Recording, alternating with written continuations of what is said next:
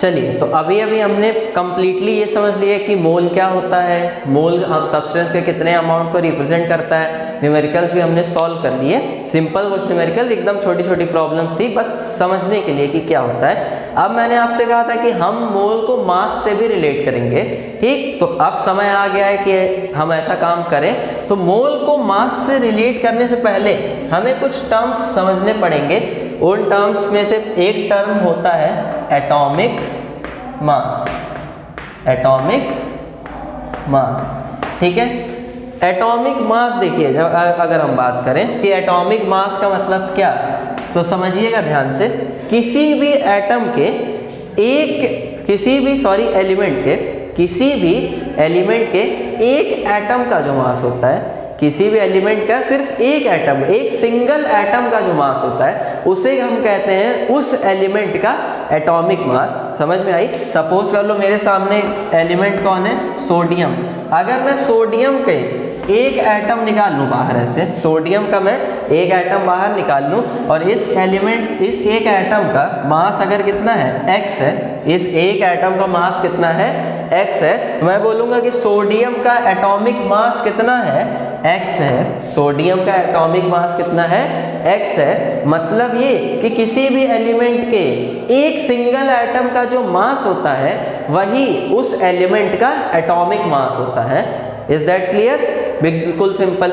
अब देखो, मैंने आपको बोला था कि हर चीज को मेजर करने के लिए हमें एक यूनिट की जरूरत पड़ती है। मास को हम इससे पहले किस में मेजर कर रहे थे, किलोग्राम में। तो एटॉमिक मास को भी हम किस में मेजर करेंगे, किलोग्राम में। तो ऐसा बिल्कुल नहीं होने वाला है, ठीक है। एटॉमिक मास को किलोग्राम में मेजर करना कन्वीनियंट इसलिए नहीं है बिकॉज एटम यार इतने छोटे होते हैं ना कि हमको दिखते भी नहीं है, इतना छोटा पार्टिकल। अब उसका मास आप सोचो कितना होगा, बहुत ही कम। और किलोग्राम रिलेटिवली एक बड़ी यूनिट होती है मास की। सोचो 1 किलो चीनी का वेट जो होता है उसको एटम से अगर रिलेट करो तो भाई उसके कंपैरिजन में तो ये मास का पहाड़ है। बिल्कुल सही है ना। तो एटॉमिक मास को इन किलोग्राम मेजर करना कन्वीनियंट नहीं होता हमारे लिए। इस वजह से हम एटॉमिक मास को मेजर करने के लिए एक डिफरेंट यूनिट का सहारा लेते हैं और जिसे हम क्या नाम देते हैं, AMU। क्या हम इसे बोलते हैं, AMU। एटॉमिक मासेस हम किस में मेजर करते हैं, AMU के टर्म्स में। AMU का पूरा नाम क्या होता है, atomic mass unit, atomic mass unit. समझ में आई बात? AMU stands for atomic mass unit, ये इसका पूरा नाम हुआ। बट इन शॉर्ट आजकल हम इसे सिर्फ U से ही रिप्रेजेंट करते हैं। ओके, AMU की जगह अगर आपको कभी U भी दिखा मिले तो उसका मतलब आप एटॉमिक मास ही समझोगे। U का मतलब क्या होता है, U को कहा जाता है unified mass. U stands for unified mass, ठीक है। एक टर्म आप समझ गए, एटॉमिक मास मतलब किसी भी एलिमेंट के एक एटम का मास होता है। एक एटम का मास हमेशा हम किस में मेजर करते हैं, मतलब एटॉमिक मास AMU में। AMU का मतलब एटॉमिक मास यूनिट, या फिर इसे हम सिर्फ U मींस यूनिफाइड मास लिखकर भी रिप्रेजेंट करते हैं। अब देखो एक AMU कितने मास के बराबर होता है, इसको भी हम रिलेट जरा अगर करें तो आप याद रखोगे 1 AMU बराबर होता है 1.67 इंटू 10⁻⁻27 किलोग्राम्स के बराबर। 1.67 इंटू 10⁻27 किलोग्राम्स के बराबर, ठीक है। ये बात एक बिल्कुल आपको एकदम दिमाग में चिपका लेनी, याद रखनी है ये रिलेशन। तो अब देखो यहाँ पे मास ये भी है और किलोग्राम में मास ये भी है, तो दोनों टर्म्स सेम ही है, बस ये AMU का रिलेशन है किलोग्राम से। समझ में आ गई बात? अब देखिए यहाँ पर, ये तो एटॉमिक मास की बात थी। हम एटॉमिक मास समझ गए कि एक सिंगल एटम का जो मास होता है वही क्या होता है, एटॉमिक मास होता है। एक और टर्म है हमारे सामने, ये तो एटॉमिक मास हो गया। जब भी आप AMU कहीं देखना, पहचान जाना AMU या U, दोनों में से कुछ भी देखो आप पहचान जाओगे कि ये किसकी बात कर रहा है, एटॉमिक मास, या मुझे क्या दिया हुआ है, एक सिंगल एटम का मास दिया हुआ है, ठीक। अब देखो एक होता है ग्राम एटॉमिक मास, ये तो सिर्फ क्या है, एटॉमिक मास। दूसरा होता है gram atomic mass, gram atomic mass, ठीक है। ग्राम एटॉमिक मास का मतलब अब क्या हुआ, तो देखो एटॉमिक मास को हम लोग किस में मेजर कर रहे थे, एएमयू में, मतलब in case of atomic mass को किस में मेजर किया जा रहा है, एएमयू में। यहाँ देखो नाम से ही क्लियर है कि यहाँ पर जो एटॉमिक मास है वो किस में मेजर किया जा रहा है, ग्राम्स में। ये किस में मेजर किया जा रहा है, ग्राम्स में। लेकिन ग्राम एटॉमिक मास जो होता है वो आखिर कितने का मास होता है, जैसे एटॉमिक मास तो किसी भी एलिमेंट के एक सिंगल एटम का मास है, या ये किसका मास है, एक सिंगल एटम का। ऐसे हम लिख दें यहाँ पर मास of single atom, single atom. But अगर हम ग्राम एटॉमिक मास की बात करें तो gram atomic mass single atom का मास नहीं होता। जब भी आपको कहीं पर ग्राम एटॉमिक मास लिखा हुआ दिख जाए आप समझ जाओगे ना कि ये होता है एक मोल एटम्स का मास। किसका, mass of 1 mole atoms, mass of 1 mole atoms. समझ में आ गई बात। जब भी कहीं आपको ग्राम एटॉमिक मास लिखा हुआ दिखा मिले आप तुरंत ही समझ जाओगे कि ये कितने मास की बात कर रहा है, एक मोल एटम्स के मास की बात कर रहा है, ठीक। और एक मोल में देखो कितने एटम्स होते हैं, Na एटम्स होते हैं, Na एटम्स। Na की वैल्यू कितनी, 6.023 इंटू 10⁻23, ठीक। तो इसका मतलब एटॉमिक मास तो एक सिंगल एटम के मास को रिप्रेजेंट करता है और इसे मेजर किसमें करते हैं, एएमयू में। लेकिन ग्राम एटॉमिक मास रिप्रेजेंट करता है किसी सब्सटेंस के 1 मोल एटम्स के मास को, और इसको हम लोग किससे रिप्रेजेंट करते हैं, ग्राम में। सॉरी, रिप्रेजेंट करना नहीं, जैसे यहाँ एएमयू में मेजर कर रहे थे मास को, और यहाँ पर मास हम किसमें मेजर करते हैं, ग्राम में। समझ में आई बात। तो जब भी कहीं ग्राम एटॉमिक मास लिखा मिले समझ जाओगे कितने एटम्स का मास कर रहा है, 6.023 इंटू 10⁻23 एटम्स के मास की बात हमसे कर रहा है, ठीक। इतना क्लियर हो गया। चलो एक और अच्छी चीज बताता हूँ, बहुत हेल्प करेगी आगे न्यूमेरिकल्स को सॉल्व करने में। एकदम फटाक से देखते हैं। चलो अगर मैं आपसे बोलूं कि ये मेरे पास एक एलिमेंट है हाइड्रोजन, ठीक है। हाइड्रोजन के एक एलिमेंट का मास जो होता है वो कितना होता है, 1 AMU, ठीक। हाइड्रोजन के एक एटम का, हाइड्रोजन का जो एटॉमिक मास होता है, मतलब हम अब डायरेक्टली कह सकते हैं ना एटॉमिक मास मतलब हाइड्रोजन के एक एटम का मास, ठीक। तो हाइड्रोजन का एटॉमिक मास कितना होता है, 1 AMU। ये कितने एटम का मास है, एक एटम का मास। अगर मैं आपसे पूछ दूं सिंपल सा एकदम, अगर मैं आपसे ये पूछ लूं कि यार ये बताओ कि हाइड्रोजन के एक मोल एटम्स का मास कितना होगा, हाइड्रोजन के एक मोल एटम्स का मास कितना होगा। तो देखो आप बस सिंपली क्या करो ना, एक एटम का मास आपको मालूम है कितना, 1 AMU।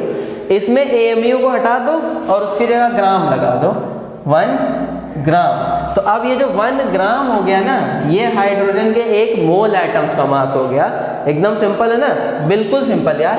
1 AMU अगर लिखा है मतलब ये कितने एटम का मास है, 1 एटम का, मतलब AMU में अगर दिया है, और अगर ये ग्राम में हो गया तो ये कितने एटम्स का मास हो जाएगा, 1 मोल एटम्स का मास हो जाएगा। ये 1 मोल यानी कि Na एटम्स के मास के बराबर हो जाएगा। इस चीज को आप न्यूमेरिकली भी समझ सकते हो, ठीक है, वह AMU और ग्राम को देखते हुए। अभी मैंने आपको ये बताया था कि 1 AMU इज इक्वल्स टू होता है 1.67 इंटू 10⁻⁻27 किलोग्राम्स के बराबर। और ये जो वैल्यू होती है आप याद रखोगे 1 में Na ग्राम के बराबर होती है। मतलब अब आपको एक रिलेशन यहाँ से और मिला कि 1 AMU जो होता है वो 1 में Na ग्राम्स के इक्वल होता है, ठीक। अब देखो यहाँ से अगर मैं बोलूँ कि हाइड्रोजन के एक एटम का मास, एक एटम हाइड्रोजन का जो है उसका मास कितना है, 1 AMU के बराबर। इतना समझ में आ रहा है। ये रिलेशन बस आपको याद रखना है, बहुत सिंपल सा रिलेशन है, एकदम छोटा सा, लेकिन इतना यूजफुल है यार कि क्या बताऊं, ठीक। अभी देखो 1 एटम हाइड्रोजन का 1 AMU मास का होता है। अगर मैं पूछूं हाइड्रोजन के Na एटम्स मतलब कितना, 1 मोल एटम्स का मास कितना होगा, तो आप बोलोगे Na इंटू में 1 AMU के बराबर, हाँ या ना। बट यहाँ देखो यार 1 AMU जो होता है वो किसके बराबर है, 1/Na ग्राम के। मतलब यहाँ से मैं इस AMU को रिप्लेस करके इसकी जगह 1/Na ग्राम पुट कर सकता हूँ, बिल्कुल कर सकता हूँ, क्योंकि ये इसके ही बराबर है। अब देखो Na से Na यहाँ पर कैंसिल आउट हो गया, बचा कितना 1 ग्राम। इसका मतलब देखो कि Na एटम्स का जो मास आया हाइड्रोजन के वो कितना आ गया 1 ग्राम के बराबर, ठीक। और मैंने भी आपको अभी अभी वही बताया। तो इसका मतलब ये आपने देखा कि अगर किसी एटम का, किसी एलिमेंट का, सॉरी, एक एटम का मास मुझे मालूम है जो कि किसमें दिया हुआ है मुझे, AMU में। AMU को तुरंत बस AMU को ग्राम से रिप्लेस करते ही अब वो कितने एटम्स का मास बन जाएगा, 1 मोल एटम्स, यानी कि Na एटम्स का मास बन जाएगा। समझ में आ गई बात, क्लियर एकदम। चलो फटाक से अब हम कुछ एटम्स के मास देख लेते हैं, ग्राम एटॉमिक मासेस, जो हम यूज करेंगे आगे प्रॉब्लम को सॉल्व करते हुए, ताकि हम मोल को मास से बड़े आसानी से रिलेट कर पाए। यहाँ पे हाइड्रोजन का तो आपको पता ही चल गया 1 ग्राम 1 AMU। अब मैं आपको बस ग्राम एटॉमिक मासेस बताऊंगा, क्योंकि आप उससे एक एटम का मास इजीली निकाल ही दोगे। अरे 1 AMU दिया है, उसको 1 ग्राम करो, 1 मोल का बन गया। तो अगर 1 ग्राम दिया होगा, ग्राम हटा के AMU लगाएंगे तो एक एटम का बन जाएगा, ठीक है। चलो हाइड्रोजन हो गया, हाइड्रोजन का कितना होता है 1 ग्राम के बराबर। मैं आपको क्या लिख के बता रहा हूँ, ग्राम एटॉमिक मासेस, जो भी मैं आपको दे रहा हूँ क्या है, gram atomic mass, GAM stands for gram atomic mass, ठीक है। इसी तरह से हीलियम की अगर हम बात करें, कुछ कॉमन एटम्स जो आप देखोगे उनके मैं आपको बता देता हूँ। तो हीलियम का कितना हो जाएगा यहाँ पे 4 ग्राम के बराबर, ठीक है। इसी तरह से लिथियम की अगर हम बात करें तो लिथियम का होता है 7 ग्राम। बेरिलियम की बात अगर हम करें तो इसका होगा 9 ग्राम। बोरॉन की अगर हम बात करें तो इसका होता है 11 ग्राम। कार्बन का 12 ग्राम के बराबर। ये वैल्यूज आपको याद रखनी होगी कि किस एटम का ग्राम एटॉमिक मास, यानी 1 मोल एटम्स का मास कितना कितना होता है, ठीक है। कार्बन हो गया। नाइट्रोजन की अगर बात करें तो इसका 14 ग्राम। इसके बाद ऑक्सीजन को अगर हम देखें तो ऑक्सीजन का 16 ग्राम। आप एकदम केयरफुली अरेंज करते हुए लिखना, देख कर, ऐसा मत करना ऊपर नीचे इंटरमिक्स कर देना आपस में। ऑक्सीजन का मेरे लिए मास कितना होता है 16 ग्राम के बराबर। इसी तरह से अगर कुछ और जैसे कैल्शियम का हम देखें तो इसका 40 ग्राम। आर्गन का भी एटॉमिक मास कितना होता है 40 ग्राम के बराबर। ये दोनों आइसोबार्स होते हैं आपस में। इसके पहले हमने आइसोटोप्स डिस्कस किए थे जिनके नंबर ऑफ प्रोटॉन सेम होते हैं। आइसोबार्स वो होते हैं जिनके मास नंबर सेम होते हैं, ठीक है। देखो इसका भी 40 ग्राम और इसका भी 40 ग्राम, तो ये दोनों आपस में क्या हो गए आइसोबार्स। बस एक सिंपल कॉमन वर्ड है, इसके बारे में आगे अभी हमें चर्चा करनी है बहुत ढेर सारी। तो बस याद रखो नाम आइसोबार, जिनके मास नंबर आपस में कैसे हैं सेम है। और कोई अगर बच रहा हो, नियॉन लिख सकते हो आप 20 ग्राम, फ्लोरीन 19 ग्राम, सल्फर लिख लो 32 ग्राम्स, एल्यूमिनियम 27 ग्राम। इस तरह से फॉस्फोरस भी एक आप लिख सकते हो 31 ग्राम होता है फॉस्फोरस का।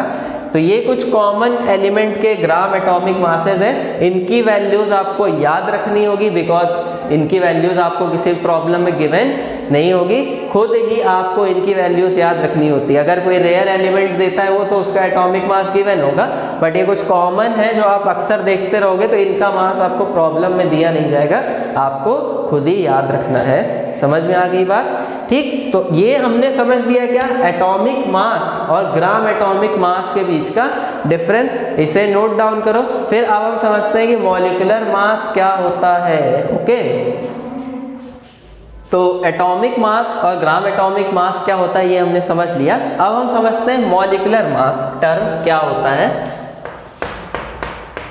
हेडिंग आप सब भी लिखते चलिएगा साथ साथ में, मॉलिक्यूलर मास, ठीक। मॉलिक्यूलर मास ये जो टर्म है ना बिल्कुल सिमिलर टू है एटॉमिक मास के, बस देखिए डिफरेंस क्या है। एटॉमिक मास मतलब क्या था, मास ऑफ वन एटम, यही था। उसी तरह से मॉलिक्यूलर मास का मतलब होता है मास ऑफ वन मॉलिक्यूल। ठीक, किसी भी कंपाउंड के एक सिंगल मॉलिक्यूल का जो मास होता है उसे हम क्या कहते हैं, molecular mass of that compound. समझ में आई बात? जैसे कुछ कंपाउंड्स मैंने आपको बताए थे, कार्बन डाइऑक्साइड, कैल्शियम कार्बोनेट, ये कुछ कॉमन कंपाउंड्स थे जो मैंने आपको बताए थे। तो अब देखो, कार्बन डाइऑक्साइड एक कंपाउंड है और किसी कंपाउंड का फॉर्मूला हम किसके थ्रू रिप्रेजेंट करते हैं, उस कंपाउंड के एक मॉलिक्यूल के फॉर्मूले के थ्रू। ठीक है, किसी भी कंपाउंड का जो फॉर्मूला होता है ना, वो उसके एक मॉलिक्यूल का फॉर्मूला होता है। मतलब CO2 कंपाउंड है तो CO2 कंपाउंड जो है ना, उसमें CO2 मतलब एक कार्बन और 2 ऑक्सीजन एटम मिलके एक पूरा मॉलिक्यूल बना रहे हैं, वही मॉलिक्यूल ही उस कंपाउंड का फॉर्मूला रिप्रेजेंट करता है। क्लियर हो गई ये बात? तो देखो, अब अगर CO2 का हमसे पूछे कि बताओ मॉलिक्यूलर मास क्या होगा CO2 का, तो इसको कैलकुलेट करने का देखा तरीका मैं आपको सिखाता हूँ कैसे कैलकुलेट करते हैं। 9th क्लासेस वगैरह में हमें सिखाया जाता है, एक बार मैं फिर रिवाइज करा देता हूँ। CO2 का अगर मेरे से पूछ रहा है मॉलिक्यूलर मास कितना होगा, तो देखो बस सिंपली हमें करना क्या है, मैं बोलूँगा इसमें एक कार्बन का एटम है तो 1 इंटू कार्बन का एटम एक, समझ में आ गई बात, प्लस लगाया। ऑक्सीजन के कितने एटम है, 2, तो 2 टाइम्स क्या है, ऑक्सीजन का एटम, हाँ या ना, लिख दिया इतना। चलो यहाँ पे मैं m मान लेता हूँ, इसका मॉलिक्यूलर मास कितना है, m। तो अब now m is equals to 1 into carbon के एक एटम का मास कितना होता है, एक एटम का 12, लेकिन क्या AMU, समझ में आ गई ना, क्योंकि हम यहाँ पे मॉलिक्यूलर मास की बात कर रहे हैं, तो ये किस में मेजर करेंगे, AMU में। जैसे हम एटॉमिक मास को किस में मेजर करते थे, AMU में, वैसे ही हम मॉलिक्यूलर मास को भी किस में मेजर करेंगे, AMU में। तो ये हो गया 1 इंटू में 12 AMU। ठीक है, या इसे हम सिंपली U लिखकर भी जैसे दिखा सकते हैं, तो मैं भी U ही लिख देता हूँ। अब देखो प्लस 2 टाइम्स ऑफ ऑक्सीजन के एक एटम का मास कितना होता है, अभी मैंने इसके पहले आपको बताया था ना ग्राम एटॉमिक मास, तो 16 ग्राम था ऑक्सीजन का। रिवाइज कर लो एक बार कॉपी, 16 ग्राम को बस ग्राम को AMU से रिप्लेस करो तो कितने का बन जाएगा, एक एटम का मास। तो अब 16 AMU कितने का मास हो गया, ऑक्सीजन के एक एटम का। ठीक है, अब देखो molecular mass is equals to 12 1 जा 12U प्लस 16 2 जा 32U, ये दोनों अब ऐड कर दो आपस में, तो m इज इक्वल्स टू, यहाँ से देखो कितना हो जाएगा, 44U के बराबर। तो कहने का मतलब ये है कि कार्बन डाइऑक्साइड का मॉलिक्यूलर मास कितना होता है, 44U यानी 44 AMU के बराबर होता है। ये तरीका है किसको कैलकुलेट करने का, मॉलिक्यूलर मास को कैलकुलेट करने का। साथ ही और क्या याद रखना है कि मॉलिक्यूलर मास क्या होता है, एक मॉलिक्यूल का mass, mass of single molecule, mass of single molecule, यहाँ पे मैं लिख देता हूँ इस तरह से। ठीक, इसको कैलकुलेट किस में करते हैं, AMU में कैलकुलेट किया जाता है। समझ में आ गई बात? एकदम सिमिलर है एटॉमिक मास के, बस वहाँ एटम था, यहाँ पे क्या आ गया, मॉलिक्यूल आ गया। अब देखो इसी तरह से अगर एक और टर्म, पिछला टर्म हमारा क्या था, ग्राम एटॉमिक मास, तो अब यहाँ पर हमारे सामने एक नया टर्म है gram molecular mass, gram molecular mass. अगर मैं आपसे पूछूं इसका मतलब बताओ, तो अब आई होप आप बता दोगे। जिस तरह से ग्राम एटॉमिक मास कितने एटम्स का मास था, 1 मोल एटम्स का, याद आ रहा है ना, अभी इसके जस्ट पहले हमने पढ़ा ग्राम एटॉमिक मास मतलब 1 मोल एटम्स का मास। उसी तरह से ग्राम मॉलिक्यूलर मास का मतलब क्या, 1 मोल मॉलिक्यूल्स का मास। बिल्कुल करेक्ट। अगर सिर्फ मॉलिक्यूलर मास बोले तो 1 मॉलिक्यूल का मास, लेकिन अगर वो बोलते ग्राम मॉलिक्यूलर मास तो मतलब पूरे के पूरे 1 मोल मॉलिक्यूल्स का मास। ठीक है ना, तो मैं यहाँ पे लिख देता हूँ, इसका मतलब क्या होगा, mass of 1 mole of molecules, 1 mole of molecules. ठीक है, तो ये आपका क्या हो गया यहाँ पर, ग्राम मॉलिक्यूलर मास। इसको हम लोग किस में कैलकुलेट करते हैं? इसको हम लोग ग्राम में कैलकुलेट करते हैं। ग्राम मॉलिक्यूलर मास को किस में कैलकुलेट करते हैं? ग्राम में। तो अब देखो यहाँ पे CO2 का मॉलिक्यूलर मास कितना है? 44U। तो अगर मैं आपसे इसका ग्राम मॉलिक्यूलर मास पूछूं, GMM यानी ग्राम मॉलिक्यूलर मास, तो वो कितना हो जाएगा? बस AMU को हटाओ और ग्राम लगा दो, तो 44 ग्राम। ये क्या हो गया? उसका ग्राम मॉलिक्यूलर मास, यानी कि उसके एक मोल मॉलिक्यूल्स का मास, यानी कि उसके Na मॉलिक्यूल्स का मास। कितने मॉलिक्यूल्स का? Na मॉलिक्यूल्स का। समझ में आ गई बात? ठीक। तो ये टर्म देखो यहाँ पे हमारे सारे क्लियर हो गए। एटॉमिक मास कितना का? एक एटम का मास। ग्राम एटॉमिक मास मतलब Na एटम्स, यानी एक मोल एटम्स का मास। मॉलिक्यूलर मास मतलब एक मॉलिक्यूल का मास, और ग्राम मॉलिक्यूलर मास मतलब एक मोल मॉलिक्यूल्स, यानी कि Na मॉलिक्यूल्स का मास। समझ में आई बात? बिल्कुल आ गई। तो अब देखो यहाँ से ना, अब हम जाके मोल को रिलेट कर पाएंगे किससे? मास से। अब इजीली हमें ये समझ में आ जाएगा कि मोल और मास के बीच का रिलेशन क्या होता है। तो रफ कर दो इसको, फिर हम आगे देखते हैं। चलो अब रिलेट करते हैं मोल को मास के साथ में। मोल रिलेटेड विद मास, ये दोनों में ऐसे बंधन बना दिया, बस ऐसे ही मजाक के लिए। तो मोल और मास को चलो कंबाइन करते हैं। रिलेशन एक सिंपल सा फॉर्मूला होता है, आपको बता रहा हूँ, आपको ध्यान में रखना है। ठीक, चलो दो पार्ट्स में ब्रेक कर लेते हैं। एक तो क्या? एटम, और दूसरा किसके लिए? मॉलिक्यूल्स के लिए। देखो ध्यान से सुनो। Number of moles, number of moles of atom, अगर मुझसे पूछ ले किसी एलिमेंट के कि बताओ इस एलिमेंट में कितने number of moles of atoms, तो आपको बस सिंपली याद रखना होगा number of moles of atom बराबर होता है गिवन मास अपॉन में, गिवन मास अपॉन में जो एलिमेंट दिया हुआ है उसका gram atomic mass. Gram atomic mass, समझ में आई? गिवन मास अपॉन में क्या? उस एटम का ग्राम एटॉमिक मास। ठीक। अब देखो नंबर ऑफ मोल्स को हम लोग, नंबर ऑफ मोल्स को हम लोग किससे रिप्रेजेंट करते हैं? स्मॉल n से। याद रखना, अगर कहीं स्मॉल n लिखा मिले तो इसका मतलब क्या? Number of moles. तो small n is equals to, हम यहाँ क्या लिख लेंगे? W। W मतलब क्या? गिवन मास, उस एटम का गिवन मास अपॉन में ग्राम एटॉमिक मास। तो इसको हम लोग क्या लिख लें? ग्राम एटॉमिक मास, यानी GAM। ये फॉर्मूला एकदम धाकड़ है, एकदम सुपर है, बहुत ही बेसिक भी है। मोल की बस हम लोग शुरुआत, पहला फॉर्मूला एक तरीके से आप मान के चलो, जो आपको याद रखना होगा। किस लिए? किसी गिवन एलिमेंट्स के number of moles of atoms calculate करने के लिए। ठीक है। सपोज करो, अगर यहीं लगे हाथ में एक सिंपल सा एग्जांपल देके भी समझा देता हूँ आपको। अगर मेरे से बोले कि बताओ कि 8 ग्राम हीलियम में, 8 ग्राम हीलियम में उसके कितने नंबर ऑफ मोल्स होंगे एटम्स के, मतलब 8 ग्राम हीलियम में उसके कितने number of moles of atoms होंगे, तो मैं सिंपल बोलूँगा कि number of moles of atoms is equals to given mass. आपको कितना दिया गया है? 8 ग्राम। देखो formula, number of moles, W मतलब गिवन मास, कितना दिया हुआ है? 8 ग्राम, अपॉन में ग्राम एटॉमिक मास। अब मैं यहाँ रखूंगा तो ग्राम एटॉमिक मास हीलियम का अभी मैंने आपको पीछे बताया था कितना होता है? 4 होता है। तो 4, अब देखो इससे इसको डिवाइड किया तो कितना आया? 2 आया। मतलब कि 8 ग्राम हीलियम में 2 मोल हीलियम के एटम्स हैं। समझ में आया? 8 ग्राम हीलियम में हीलियम के कितने एटम्स के मोल्स हैं? 2 मोल्स हैं। ठीक। तो इस तरह से बेसिक प्रॉब्लम्स हम सॉल्व करते हैं मोल को मास के साथ में रिलेट करके। बिल्कुल तगड़ा समझ में आ गया एकदम। अब देखो यहाँ से एक चीज और ध्यान में रखना, एक चीज आपको और ध्यान रखनी है, एकदम दिमाग में चिपका लो।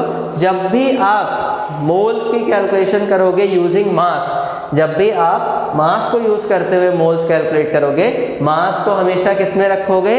ग्राम में रखोगे। किस में हमेशा पुट करोगे? ग्राम्स में। तो यहाँ पे आप लिख लो इस बात को भी कि always use mass in grams, in grams, किस केस में? मोल्स के केस में। ठीक, एकदम ध्यान से, ये बात बिल्कुल इंपॉर्टेंट है। अगर जरा सी भी इसमें आपने मिस्टेक की, हो गया काम, गलत हो जाएगा आपका। समझ में आ गई बात? ठीक, ये हो गया। अच्छा, एक चीज और याद रखना कि नंबर ऑफ मोल्स, देखो यहाँ डायरेक्ट बोला है। कभी कभी ना वो हमारा माइंड सेट चेक करना चाहता है एग्जामिनर जो होता है, तो वो मुझे सीधे सीधे नंबर ऑफ मोल्स ना बोल के ना एक नया वर्ड चिपका देता है, number of gram atoms calculate करो। क्या कैलकुलेट करो? Number of gram atoms. तो इसका मतलब कुछ है नहीं, इसका मतलब ना बस वो मेरे सिंपली क्या पूछ रहा है? नंबर ऑफ मोल्स ही पूछ रहा है। तो अगर कहीं आपको नंबर ऑफ ग्राम एटम्स दिख जाए, नंबर ऑफ ग्राम मॉलिक्यूल्स दिख जाए, नंबर ऑफ ग्राम आयन दिख जाए, इसका मतलब आप क्या समझोगे? नंबर ऑफ मोल्स पूछ रहा है मेरे से। ग्राम एटम बोले तो मतलब number of moles of atom पूछ रहा है, मॉलिक्यूल दिखे तो number of moles of molecule पूछ रहा है, और अगर ग्राम आयन दिखे तो मतलब number of moles of ions पूछ रहा है। बिल्कुल आप ऐसे ही समझोगे। लिख लो इस बात को कॉपी में, बहुत जरूरी है, क्योंकि घुमा फिरा के भी कभी कभी हमसे क्वेश्चन पूछे जाते हैं। ठीक, ये हो गया एटम्स के फेवर में। चलो, अब अगर कभी मेरे से पूछे कि बताओ number of moles of molecule किसी कंपाउंड के, number of moles of molecule अगर मुझसे पूछ ले किसी कंपाउंड के, तो बस सिंपली यही फॉर्मूला अप्लाई होगा, बस एक डिफरेंट वे में। ये होगा इक्वल्स टू गिवन मास किसका? उस कंपाउंड का, गिवन मास उस कंपाउंड का, अपॉन में यहाँ एटम्स पूछ रहा था तो हम ग्राम एटॉमिक मास रख रहे थे। अब यहाँ मेरे से क्या पूछ रहा है? मॉलिक्यूल्स पूछ रहा है, तो यहाँ पे बस मैं सिंपली क्या रख दूंगा? Gram molecular mass, gram molecular mass. ठीक, अब ग्राम मॉलिक्यूलर मास रखते ही मुझे यहाँ पर क्या मिल जाएंगे? Number of moles of molecules. बिल्कुल इसी के जैसा सिमिलर फॉर्मूला। तो और हम इसे क्या लिख सकते हैं? n means number of moles of molecule is equals to given mass जो था, तो हम इसे क्या कह सकते हैं? W अपॉन में ग्राम मॉलिक्यूलर मास। ठीक, अपॉन में GMM means gram molecular mass, और इसी ग्राम मॉलिक्यूलर मास को हम मोलर मास भी कह सकते हैं। ठीक है, क्या कह सकते हैं? Molar mass. तो हम इसे वेट या मास अपॉन में मोलर मास लिखकर भी यूज कर सकते हैं। तो N इज इक्वल्स टू क्या होता है? मास अपॉन में मोलर मास। ये फॉर्मूला, ये वर्ड आपने सुना होगा आराम से। मोलर मास मतलब एक मोल का मास। समझ में आ गई बात? तो इस तरह से भी आप simply number of moles of atom calculate कर सकते हो। अरे ये 3 फॉर्मूले नहीं, ये एक ही फॉर्मूला है, बस डिफरेंट तरीकों से लिखा हुआ है। ठीक, ये मोलर मास है, मॉलिक्यूलर मास नहीं है। मॉलिक्यूलर मास मत लिख देना AMU में, always use mass in grams. ठीक, व्हाइल कैलकुलेटिंग मोल्स, इतना याद रखना होगा आपको। तो देखो अब सिंपल यहाँ से आपका ये जो मोल वाला फंडा था, ये किससे रिलेट हो गया? मास से।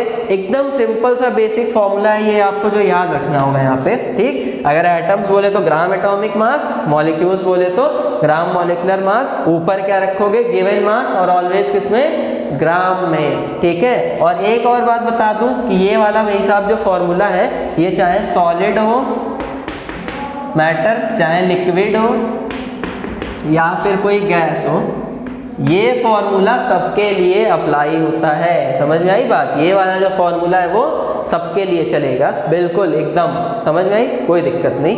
चलो, अब एक चीज और यहीं पे लगे हाथ जान लेते हैं। अगर मुझे कभी मोल दे दे, समझो ऐसे कि अगर मुझे कभी मोल प्रोवाइड कर दे और मेरे से पूछ ले एटम बताओ कितने होंगे, तो अगर मेरे से कभी नंबर ऑफ पार्टिकल्स पूछ ले, नंबर ऑफ पार्टिकल्स, और दे क्या दे? मोल दे दे। पार्टिकल मतलब आप देखो एटम भी हो सकता है। पार्टिकल का मतलब यहाँ पे क्या क्या हो सकता है? एटम या फिर मॉलिक्यूल भी हो सकता है, या आयन भी वो मुझसे पूछ सकता है, या फिर आयन। ठीक, तो अगर कभी नंबर ऑफ पार्टिकल पूछे और क्या देखे? नंबर ऑफ मोल देखे, तो बस मुझे करना क्या होगा? नंबर ऑफ मोल्स को Na से मल्टीप्लाई कर देना। ये मल्टीप्लाई करते ही आपको क्या मिल जाएगा? Number of particle. यार ये वही वाला फॉर्मूला है, देखो एक मोल में कितने पार्टिकल होते हैं? Na पार्टिकल होते हैं। तो n मोल्स में कितने पार्टिकल होंगे? n into Na। वही प्रॉब्लम, एक पेन का प्राइस अगर Na रुपीस, तो बताओ n पेन का प्राइस कितना? तो n इंटू Na, बस खत्म काम, मिल गए नंबर ऑफ पार्टिकल्स यहाँ से हो गया। चलो एक और चीज, एक फ्लो चार्ट मैं आपको अभी बताने जा रहा हूँ, एकदम जिसे कहा जाता है रामबाण, मोल का सवाल अगर आए तो उसे सॉल्व करने के लिए कैसे अप्रोच करना होता है हमें, इस चीज को सीखेंगे। फिर उसके बाद कुछ एक का प्रॉब्लम देखते हैं। देखो फ्लो चार्ट जो बता रहा हूँ एकदम ध्यान से देखना।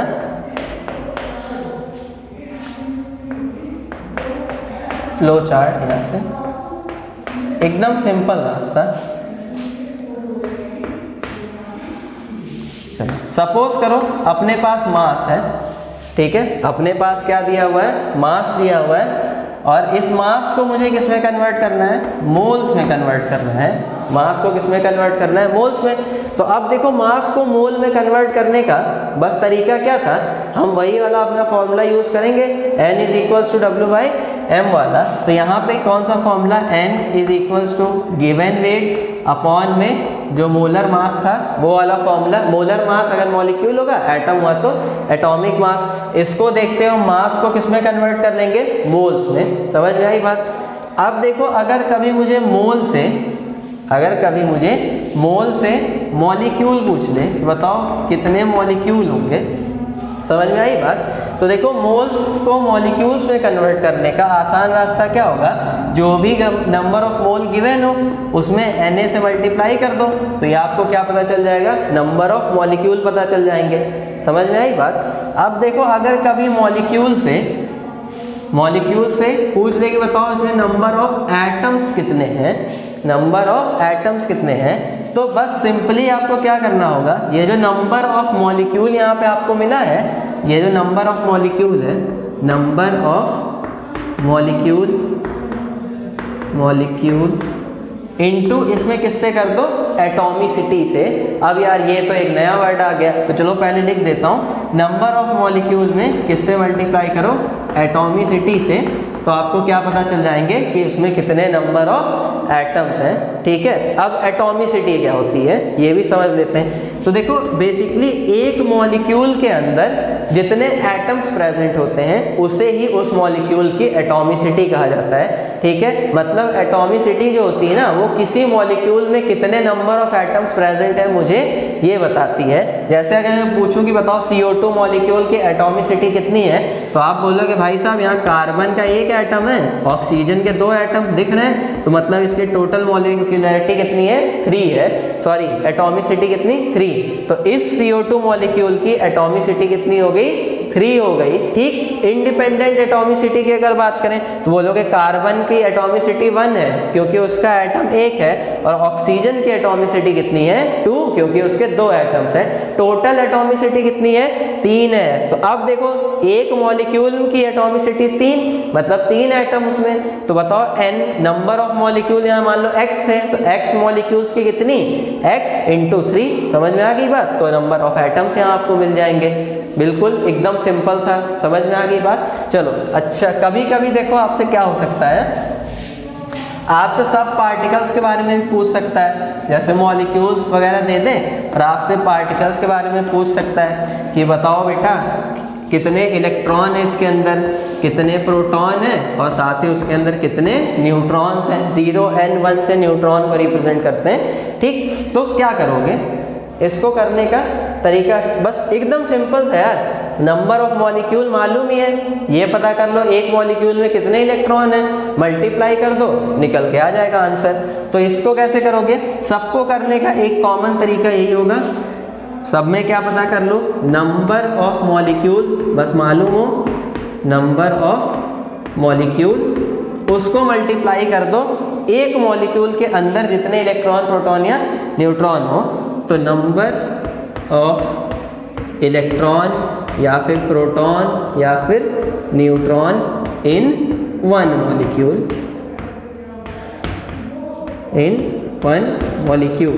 ठीक, तो ये आपको क्या पता चल जाएगा, नंबर ऑफ इलेक्ट्रॉन प्रोटॉन या फिर न्यूट्रॉन कितने हैं मॉलिक्यूल में। ठीक, अब देखो इस फ्लो चार्ट का इतना बढ़िया यूज है ना, कैसे बताऊं, इस तरह से अगर सोचो आपको कभी मास दे दे और आपको सीधे पूछ ले नंबर ऑफ एटम्स बताओ, आप एकदम कंफ्यूज हो जाओगे, समझ में ही नहीं आएगा यार प्रॉब्लम को सॉल्व कैसे करें। इधर उधर पेन चलाया, गोदागादी किया, एक आध दो पेज बर्बाद करोगे, पकड़ के पेन वेन फेंक के बैठ जाओगे, बोलोगे भाई मुझे नहीं आ रहा समझ में, क्या करूं। क्यों? क्योंकि आपको करेक्ट अप्रोच ही नहीं पता होगा, करेक्ट रास्ता नहीं पता होगा कैसे सॉल्व करना है। सॉल्व देखो करने का ये फ्लो चार्ट जो है ना करेक्ट तरीका देगा कि अगर कभी आपको मास दे दे और पूछ ले एटम्स बताओ, तो आपको बस क्या करना होगा, सबसे पहले मास को कन्वर्ट कर लेना मोल्स में, देन मोल्स को किस में कन्वर्ट कर लेना, मॉलिक्यूल्स में, देन मॉलिक्यूल्स को फिर किस में कन्वर्ट कर लेना, एटम्स में। और इस तरह से आपका एक सिंपल वे में सिस्टमेटिक अप्रोच है प्रॉब्लम को सॉल्व करने का।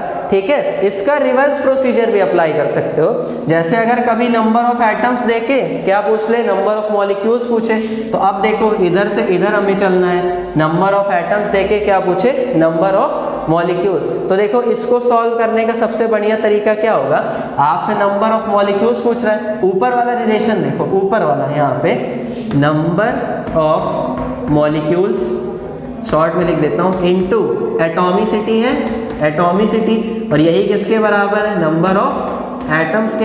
अब आपसे नंबर ऑफ मॉलिक्यूल पूछा है, तो बस एटम्स में इसको इससे यहाँ डिवाइड लगा दो एटॉमिसिटी से, तो क्या मिल जाएंगे, नंबर ऑफ मॉलिक्यूल। मतलब अगर एटम से मॉलिक्यूल पूछ रहा है आपको, तो बस सीधे सीधे नंबर ऑफ एटम्स में, नंबर ऑफ एटम्स में किससे डिवाइड लगा दो, डिवाइडेड बाय एटॉमिसिटी। ठीक, तो ये आपको क्या मिल जाएंगे, नंबर ऑफ मॉलिक्यूल्स। देखो ऊपर वाले कोई देख के आया, नीचे वाला। अब इसी तरह से देखो अगर नंबर ऑफ मॉलिक्यूल्स से मेरे से क्या पूछ ले कि नंबर ऑफ मोल्स बताओ कितने होंगे, तो नंबर ऑफ मॉलिक्यूल्स को बस आप किससे डिवाइड लगा दो, Na से। देखो इसी से N इंटू में Na, यहाँ पे मुझे क्या दे रहा है, मॉलिक्यूल्स का नंबर दे रहा है, इस वाले रिलेशन के अकॉर्डिंग देखो N इंटू Na मुझे क्या देगा, नंबर ऑफ मॉलिक्यूल्स, मॉलिक्यूल्स। तो अगर मुझे नंबर ऑफ मोल्स पता करने हो with the help of molecule, तो बस इस Na से मैं इस मॉलिक्यूल में क्या कर दूंगा, डिवाइड। तो देखो आप मुझे क्या मिल जाएंगे, number of moles.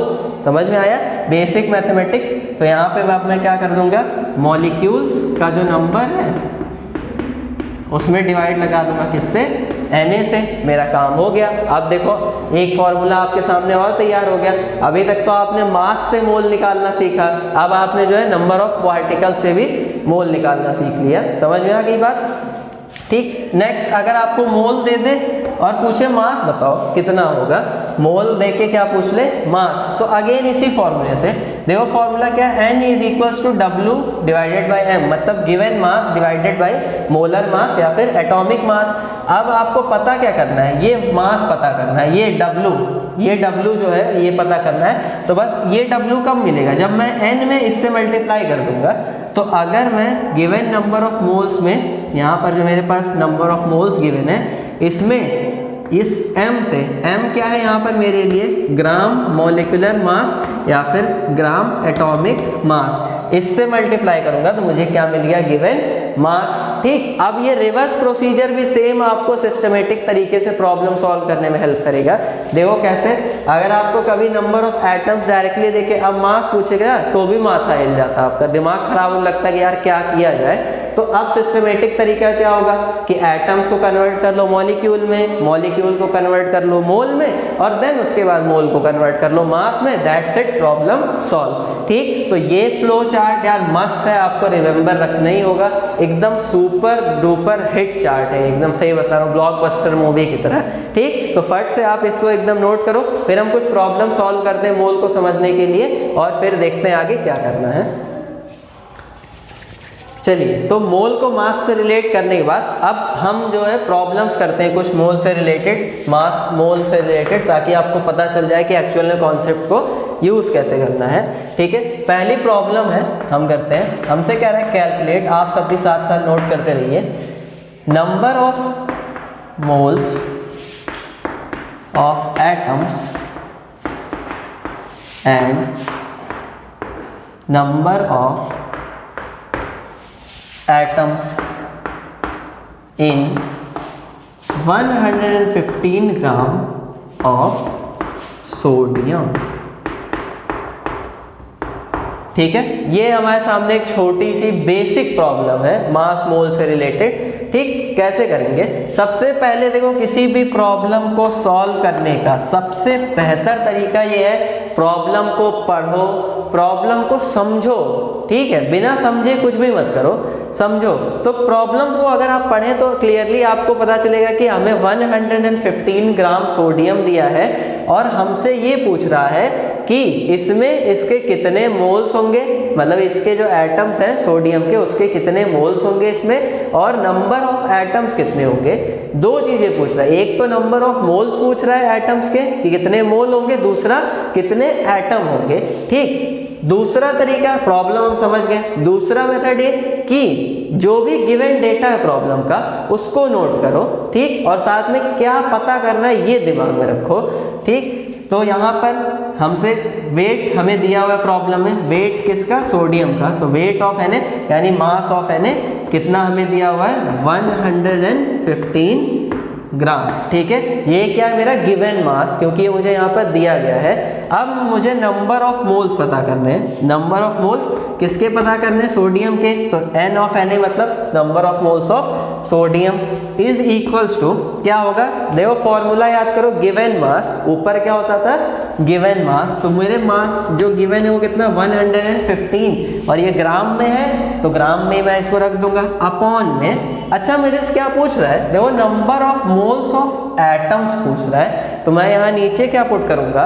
Gram atomic mass, और सोडियम का ग्राम एटॉमिक मास जो होता है वो होता है 23 ग्राम। ठीक, आप सबको याद रखना होगा, ये देगा नहीं प्रॉब्लम में, यहाँ पर आया है तो मैं आपको बता देता हूँ। आपको याद रखना होगा सोडियम का ग्राम एटॉमिक मास 23 ग्राम होता है। तो अब यहाँ मैं क्या रख दूंगा? 23, और जब मैं इससे इसमें डिवाइड लगाऊंगा तो देखो क्लियरली कितने आएंगे मेरे पास? 5 मोल। ठीक, तो इसका मतलब ये कि 115 ग्राम सोडियम में सोडियम एटम्स के कितने मोल हैं? 5 मोल है। मतलब 115 ग्राम में सोडियम एटम्स के 5 मोल्स प्रेजेंट हैं, 5 मोल सोडियम एटम है। ठीक, एक पहली प्रॉब्लम हमने सॉल्व कर ली, पहला पोर्शन। दूसरा हमसे क्या पूछ रहा है? नंबर ऑफ एटम्स बताओ इसमें। ठीक है, तो अभी देखो जस्ट मैंने इसके पहले आपको फॉर्मूला बताया था कि अगर आपसे नंबर ऑफ पार्टिकल पूछ ले तो यहाँ हमारे लिए पार्टिकल कौन है? एटम। तो हम क्या करूँगा? जो भी मेरे पास मोल दिया हुआ होगा, कितना दिया है? 5, उसमें मल्टीप्लाई कर दूंगा Na से, तब मुझे क्या मिल जाएगा? नंबर ऑफ पार्टिकल, यानी कि एटम यहाँ पे। तो 5 इंटू, अब Na की वैल्यू कितनी रखूंगा? 6 into 10 to the power 23। Actual value 6.023 into 10 to the power 23, but वो नहीं रखेंगे। तो देखो अब यहाँ पे क्या आ जाएगा? 5 6 30। तो देखो 30 into 10 to the power 23, but ऐसे देखने में अच्छा नहीं लगता, तो थोड़ी इसकी खूबसूरती बढ़ाने के लिए देखो ये 3 इंटू 10 लिखा है, ये 30 क्या लिखा है? 3 इंटू 10, और 10 की पावर 1 लिखा हुआ है, क्योंकि 10 की पावर 1 क्या होता है? 10। अच्छा देखो ये 10 की पावर 1, यहाँ कितना है? 10 की पावर 23। अब सिंपल अलजेब्रा, 10 की पावर 1 इंटू 10 की पावर 23 कितना होगा? 10 टू द पावर 24। तो यहाँ हम इसे लिख सकते हैं 3 into 10 to the power 24 atoms. ठीक, ये हो गया आपका एक और आंसर यहाँ पर। तो क्लियरली देखो कितनी सिंपल बेसिक प्रॉब्लम थी यहाँ पे हमने जो सॉल्व की। क्या वेट दिया था, बस जो गिवन डेटा था ना उसी की मदद से सॉल्व कर लिया पूरी प्रॉब्लम एकदम। यही होता है यार मोल। अब बताओ इसमें कुछ टफ है? कुछ भी टफ नहीं है। अब ऐसे ही सिंपल चीजों से धीरे धीरे आगे बढ़ते जाएंगे, पूरा मोल कब कवर कर लेंगे एकदम पता नहीं चलेगा। ठीक, इसे नोट डाउन करिए, फिर नेक्स्ट प्रॉब्लम हम सॉल्व करते हैं। चलिए नेक्स्ट प्रॉब्लम अब हम अपनी सॉल्व करते हैं। अगली जो हमारी प्रॉब्लम है उसमें हमसे कह रहा है calculate number of moles of atoms in, सबसे पहला 1 मिलीग्राम ऑफ हाइड्रोजन, दूसरा 1 kilogram of oxygen, 16 kilogram of oxygen. ठीक, ये दो प्रॉब्लम्स हमें यहाँ पर गिवन है। अब देखिए इसमें हमें ये पता करना है कि 1 मिलीग्राम हाइड्रोजन में और दूसरे में 16 किलोग्राम ऑफ ऑक्सीजन में उनके कितने मोल्स होते हैं एटम्स के। ठीक, समझ गए प्रॉब्लम? बिल्कुल सिंपल है। चलो हम फर्स्ट प्रॉब्लम सॉल्व करेंगे, फर्स्ट वाली सबसे पहले करते। तो देखो 1 मिलीग्राम हाइड्रोजन, ये क्या है? ये गिवन मास है जो मुझे दिया गया है। वेट ऑफ मतलब गिवन मास ऑफ हाइड्रोजन, ये मुझे कितना दिया गया है? 1 मिलीग्राम। लेकिन यार जब भी मैं मोल्स कैलकुलेट करता हूँ तो मोल्स कैलकुलेट करते समय मुझे मास को किस में रखना होता है? ग्राम्स में रखना होता है, और किसी भी टर्म नहीं, ना किलोग्राम ना मिलीग्राम, किसी ग्राम में नहीं, किसमें? ग्राम्स में। तो पहला काम तो मुझे ये करना पड़ेगा कि इस मिलीग्राम को किसमें कन्वर्ट करना पड़ेगा? ग्राम्स में कन्वर्ट करना पड़ेगा। ठीक है, और आप रिलेशन में यहाँ पर देखो याद रखोगे कि 1 मिलीग्राम जो होता है वो 10 टू द पावर -3 ग्राम्स के बराबर होता है। ठीक है, देखो कहीं पे भी मिली, ये मिली अगर आप सुन लो मिली, तो मिली का मतलब कितना है? 10 टू द पावर -3। अगर आप कहीं पे मेगा सुन लो तो मेगा का मतलब कितना है? 10 टू द पावर 6 होता है। समझ में आ गई बात? ठीक, तो ये हो गया। अब 1 मिलीग्राम इज इक्वल्स टू कितना होता है? 10 टू द पावर -3 ग्राम। ये छोटे छोटे कन्वर्जन्स हैं जो आपको याद रखने होंगे। ठीक, इससे मैं रफ कर देता हूँ। अब देखिए ये तो कन्वर्ट हो गया भाई साहब ग्राम में, अब ये मेरा कन्वर्ट हो गया। दूसरा, अब अगर मैं number of moles of atoms पता करना चाहूँ, number of moles of hydrogen atom is equals to given mass. Given mass मेरे लिए कितना हो गया? 10 to the power -3 gram upon में नीचे मुझे क्या रखना होगा? ग्राम एटॉमिक मास, बिकॉज यहाँ हमसे एटम्स की बात कर रहा है। तो हाइड्रोजन का ग्राम एटॉमिक मास कितना होता है? 1 ग्राम। कितना होता है? 1 ग्राम। तो यहाँ पर 1 ग्राम जब मैं नीचे पुट कर दूंगा तो 1 ग्राम पुट करते ही आंसर कितना आ गया? 10 टू द पावर -3 मोल्स। ये ग्राम से ग्राम कैंसिल होगा तो कितने मोल? 10 टू द पावर -3 मोल। और 10 टू द पावर -3 का मतलब कितना होता है? 0.0001 मोल्स। 3001 मोल्स।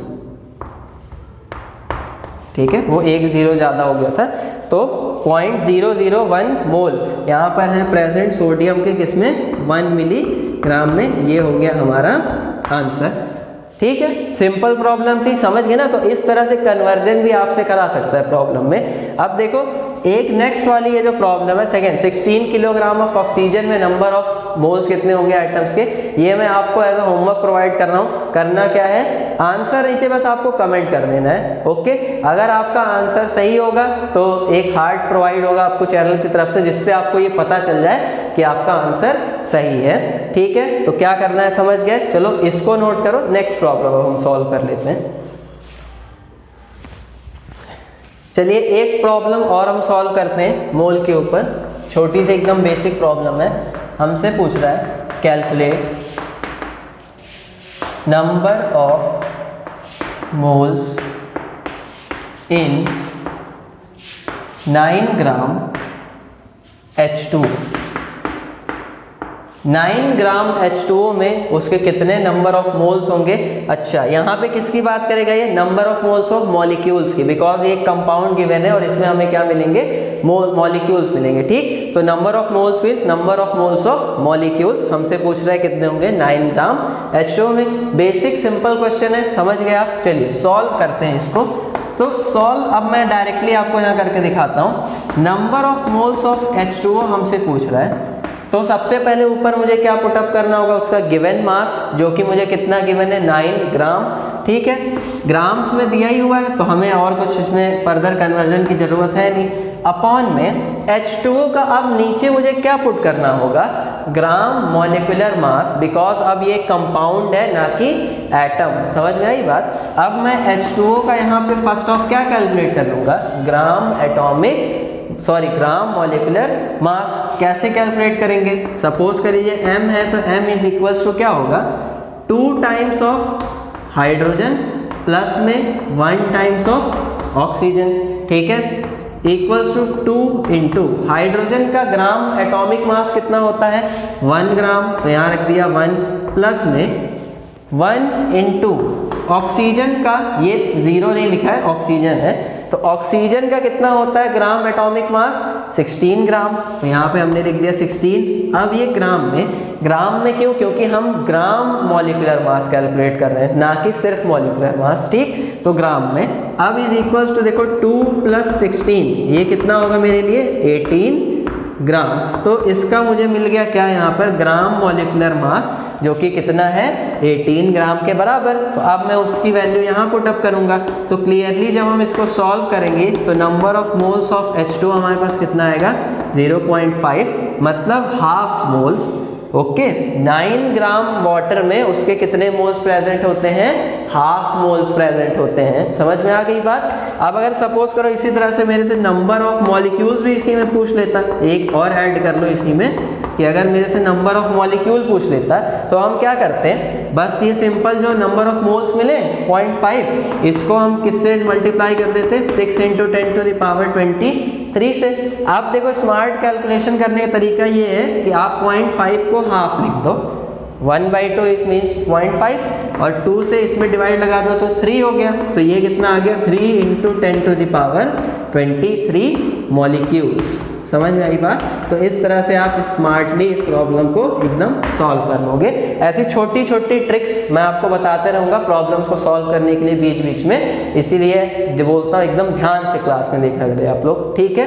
तो आज की क्लास को हम अपने यहीं पे स्टॉप करते हैं। आज हमने क्या क्या सीखा, मोल के बारे में बेसिक जितने भी टर्म्स थे, मोल क्या होता है, मोल का मतलब क्या है, कैसे उसको रिलेट करते हैं मास के साथ में, छोटी छोटी प्रॉब्लम्स। आज की क्लास देखा जाए तो मोल की आगे फर्दर जितनी भी क्लासेस होंगी ना, उसमें सबसे इंपॉर्टेंट है। कारण इसलिए क्योंकि अगर आपको यही बेसिक नहीं आता है ना, तो आप आगे कुछ कर ही नहीं सकते हो और कुछ भी नहीं आप जान सकते हो, ठीक है। तो अगर आज की क्लास आपको अच्छी लगी, आपको लगता है कि यार आज की क्लास में हमने कुछ अच्छी अच्छी बातें सीखी है, तो प्लीज़ वीडियो को लाइक जरूर कर देना, क्योंकि अगर आप लाइक करोगे जितना ज़्यादा वीडियो को, नेक्स्ट क्लासेस में आपको उतना ज़्यादा मज़ा आता जाएगा, क्योंकि मेरी एनर्जी उतनी इंक्रीज होती जाएगी आपको मोटिवेट करने के लिए, पढ़ाने के लिए। तो प्लीज़ वीडियो को लाइक ज़रूर करना, चैनल को सब्सक्राइब करना मस्ट है, और अगर आपने अभी तक नहीं किया है तो प्लीज़ चैनल को सब्सक्राइब जरूर कर दें, नोटिफिकेशंस भी ऑन कर लीजिएगा। Till then stay safe from corona virus, घर पर ही रहें, एंजॉय करें, बाय।